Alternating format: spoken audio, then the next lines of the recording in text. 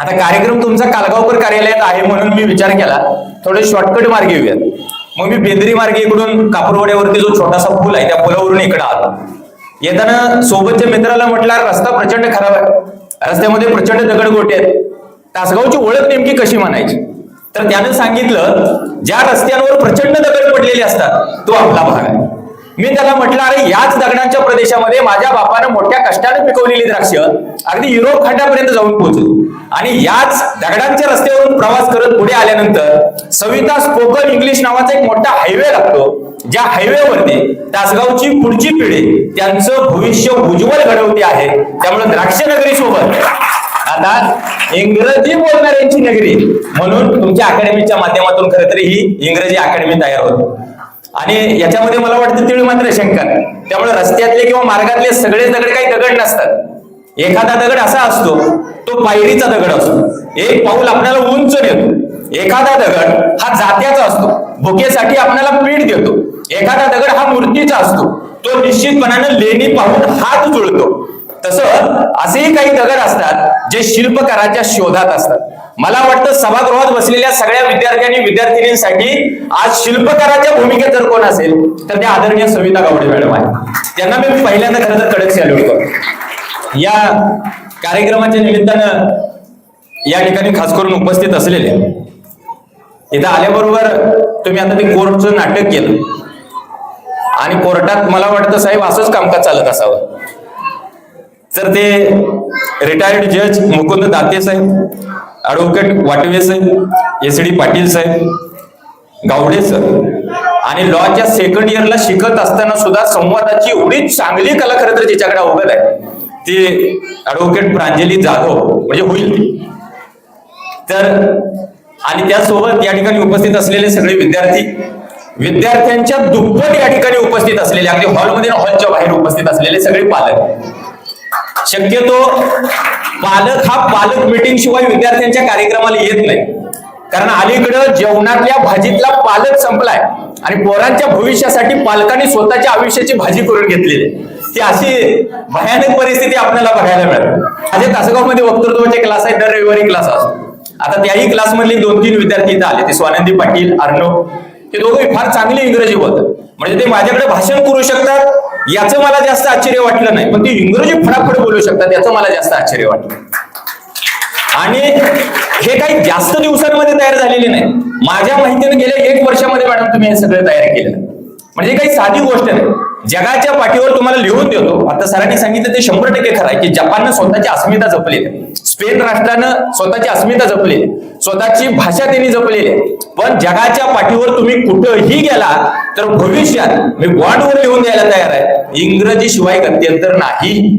अशी मला जाणीव आहे की कोल्हापूर जिल्ह्यामध्ये काही वर्षांपूर्वी मी एका मंदिरामध्ये रात्री 11 वाजता बोलायला उभं राहिलो आणि त्या मंदिरातली लोक उठून घराकडे जायला लागले.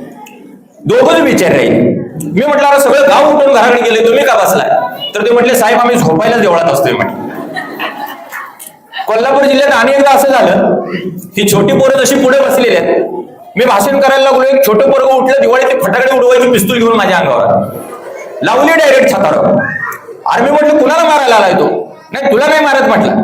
म्हटलं कुणाला मारणार आहे? तुला इथं आणला कुणी त्याचं नाव सांग म्हटलं. त्याला मी सोडणार. म्हणजे सविता गावडे मॅडमची तशी अवस्था व्हायला नको. तर त्याचं भान ठेवून मी निश्चितपणाने बोललं. मी तुम्हाला एक सांगेन की कालच्या दिवशी मी पुस्तक वाचत होतो मॅडम. त्या पुस्तकामध्ये एक लेख असा आला होता की महाराष्ट्रातले प्रख्यात व्याख्याते आणि प्रख्यात साहित्यिक व्याख्यानाच्या कार्यक्रमाच्या निमित्तानं प्रवास करत होते. प्रवास करताना त्यांच्या लक्षात आले एका चौकामध्ये प्रचंड ट्रॅफिक झाले, प्रचंड गर्दी आहे. त्यांनी गाडीतून उतरून बघितलं तर त्यांच्या लक्षात आलं नवरा बायकोचं जोरदार भांडण लागलं होतं. नवरा म्हणत होता काही झालं तरी माझ्या पोरगाला मी डॉक्टर बनवणार. बायको म्हणत होती तुझं अजिबात चालणार नाही, एक वेळ तुझ्यासोबत घटस्फोट घेईन म्हटले, पण माझ्या पोरगाला मी इंजिनियर बनवणार. दोघांचं भांडण एवढं शिगेला गेलं की पोलीस स्टेशनला कोणीतरी फोन करून कळवलं. पोलीस तिथं आले, पोलिसांनी मध्यस्थी केली आणि त्यांना म्हटले काय झाले नेमकं? तर त्या मॅडम म्हटल्या साहेब तुम्हाला 1 मिनिटामध्ये मी सांग, काही झालं तरी मी ठरवलंय माझ्या पोराला मी इंजिनियर बनवणार आणि हे म्हणताय की डॉक्टर बनवणार. मग नवऱ्याला विचारलं तुमची काय बाजू आहे? तर ते म्हटले काही झालं तरी मी माझ्या पोराला डॉक्टर बनवणार. ते पोलीस म्हटले 2 मिनिटात तुमच्या भांडणाचा निकाल लावतो. ज्या पोराला काही बनवायचं हे स्वप्न तुम्ही पाहताय त्या पोराला पहिल्यांदा बाहेर बोलावा म्हटलं. तर ते दोघे एका सुरात म्हटले, अहो तो पोरगा अजून आमचा जन्माला यायचा. म्हणजे जो मुलगा अजून जन्माला आला नाही, जी मुलगी अजून जन्माला आली नाही, त्याने काय करावं किंवा काय करू नये अशा प्रकारची स्वप्न आम्ही पाहतोय. मला वाटतं हे फार भयानक. अहो या पोरापोरींच्या टोटल टक्केवारीची बेरीज केली तरी सुद्धा आमच्या आईची बापाची तेवढी टक्केवारी होणार नाही.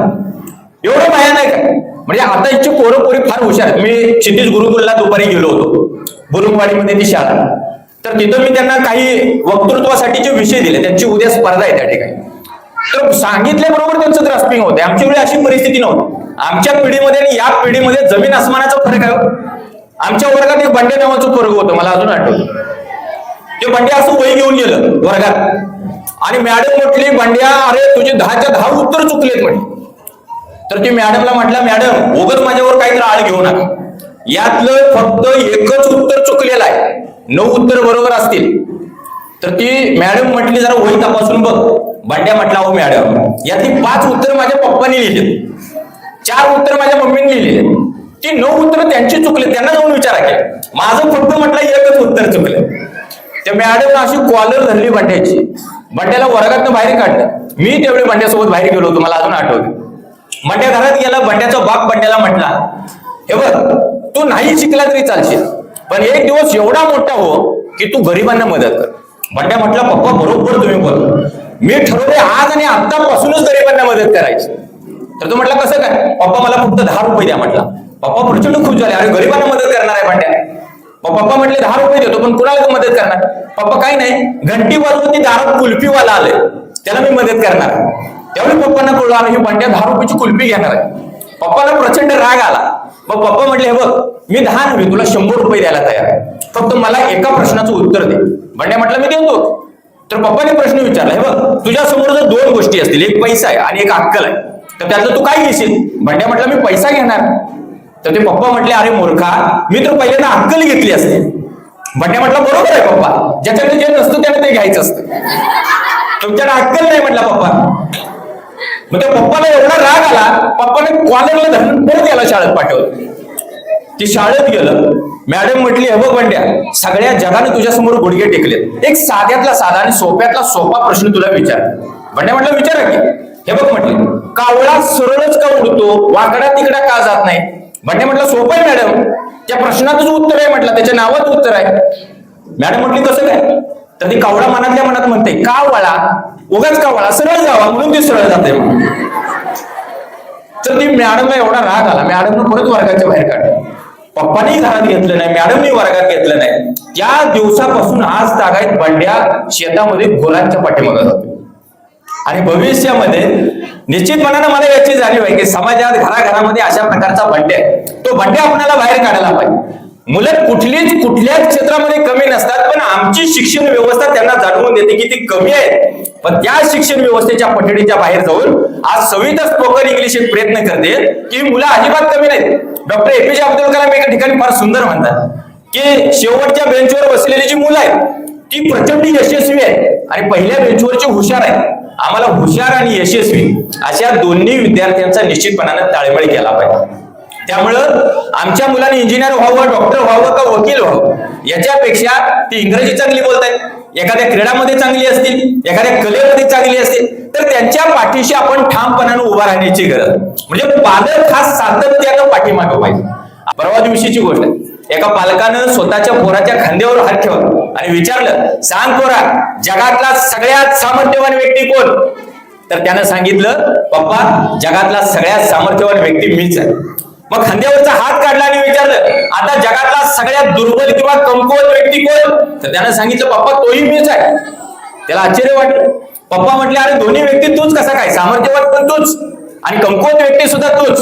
त्यावेळी त्याने सांगितलं, पप्पा तुम्ही ज्यावेळी माझ्या खांद्यावरती हात ठेवला होता त्यावेळी मी जगातला सगळ्यात स्वतःला सामर्थ्यवान व्यक्ती समजत होतो. खांद्यावरचा हात तुम्ही काढून घेतला त्यावेळी मी जगातला सगळ्यात स्वतःला दुर्बल व्यक्ती समजतोय. एक लक्षात ठेवा, ज्याच्या खांद्यावर किंवा ज्याच्या डोक्यावर स्वतःच्या बापाचा हात आहे त्याला जगातलं कुठलंच वादळ कधी अडवू शकत नाही. लक्षात ठेवा.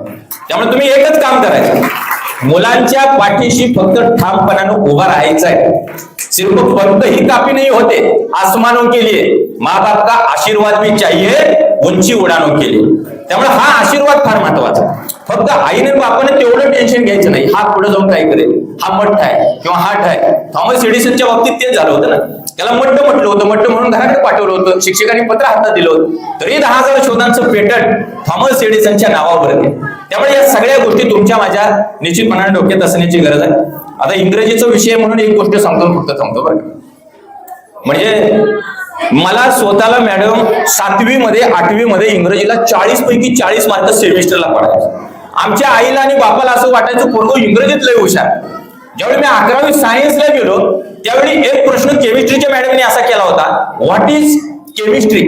तर केमिस्ट्रीचे डेफिनेशन करायचं. मी केमिस्ट्रीचे डेफिनेशन केली, शेवटी लिहिलं इज नोन ऍज. त्यातलं नोनचं स्पेलिंग मी लिहिलं होतं NONE.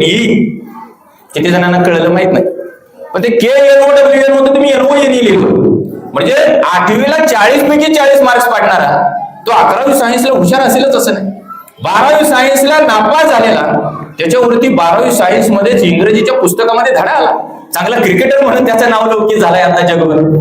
त्यामुळे या गोष्टी आम्ही लक्षात घेण्याची गरज. आणि एक महाराष्ट्रातले मंत्री महाशय, त्यांचं संगमनेर, आता सगळी लॉची इथं आहेत, सगळी वकील मंडळ आहेत. संगमनेरला एक मोठं लॉ कॉलेज आहे. त्या लॉ कॉलेजला महाराष्ट्रातल्या एका मंत्री महाशयांचं व्याख्यान ठेवलं. हे मी धाडसानं का सांगतोय, कारण त्यांनी एका साहित्य संमेलनात हा किस्सा सांगितला. त्याचं व्याख्यान ठेवलं. बरं, यांचं शिक्षण झालंय फक्त 8वी. त्यांना त्यांच्या मित्रांनी सांगितलं तुम्ही तिकडे जाऊ नका, पोरं लई फडाफड इंग्रजीत बोलत असतात. तर ते म्हटले मी धाडसाने जाणार. विचार करा, 8वी शाळा झालेला माणूस लॉ कॉलेजला तिथं जाऊन व्याख्यान द्यायचा आत्मविश्वास ठेवतोय, किती मोठी गोष्ट आहे सांगा. तर त्यांनी काय केलं, ऑक्सफर्ड डिक्शनरी घेतली.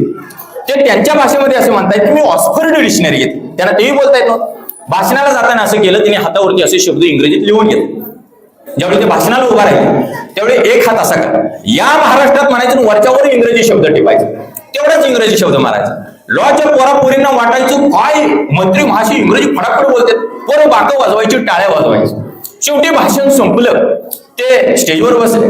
तिथं चहाचा कप ठेवला होता, बिस्किटचा पुडा ठेवला होता. एक बिस्किट चहाच्या कपात बुडवून खाल्लं, दुसरं बिस्किट घेतलं, चहाच्या कपात बुडवलं. तोपर्यंत एक मुलगी उठली आणि म्हटली sir I have a question. त्यांना काही कळलंच नाही, आपल्याला विचारायला लागले. तर ते तसंच बसले. तर प्रिन्सिपल म्हटले अहो तुम्हाला ते प्रश्न विचारताय. ते म्हटले दुसऱ्यांदा विचारा. परत प्रश्न विचारा. तर ते मंत्री म्हटले अहो हा प्रश्न लई सोपा आहे, जरा अवघड विचारा. मुळात मंत्र्यांना ते कळत नव्हतं ते काय म्हणतात. मुलगीने परत इंग्रजीतून प्रश्न विचारला आणि त्यावेळी आई म्हटले त्यांना एकच त्यातला शब्द कळला, डंकेल. ते म्हटले अहो डंकेल प्रस्ताव शेतकऱ्यांवर आहे, 4000 पानांचा प्रस्ताव आहे, आपण त्याच्यावर नंतर सविस्तर चर्चा करूया. सगळ्या पोरापोरींना वाटलं काय मंत्र्यांचा अभ्यास आहे. पोरं जोराने बाकं वाजवायला लागले. म्हणजे वेळ मारून नेता येईल. मगाशी पुष्पा गाण्यावर कोणी डान्स केला? आम्ही आल्याबरोबर पुष्पा गाण्यावर डान्स केला, माहिती आहे कोणी केला? पुष्पा 2 मधलं गाणं होतं, गेलं काय ते? पुष्पा घरी गेली. ते पुष्पा 2 आम्ही बघितलं. 10वीच्या पोराने इंग्रजीला लिहिलं होतं, इंग्रजीच्या पेपरमध्ये. मग पेपर नाही लिखे का साला, मास्तर ने शेरा मारला जा जा, मैं भी मार्क नहीं देगा साला. मास्तर भी हुशार, पोरं भी हुशार. लय खतरनाक आहे. अजिबात लिहिता येत नसेल, वाचता येत नसेल तर शेताच्या बांधावर उभं राहायचं, नुकतं म्हणायचं बुक्की टेंगोळ एसक्यू आरक्यू झडक्यू. महाराष्ट्रातल्या बिग बॉसचा विजेता होता येते हो. दुर्दैवाने आमच्यावरती बिंबवले. या माता भगिनींसाठी धन्यवाद दिले पाहिजेत.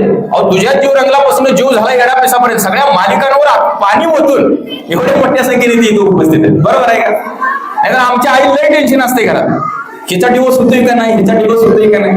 हे घर पुण्याला बसलेले असते हो. बरोबर आहे का?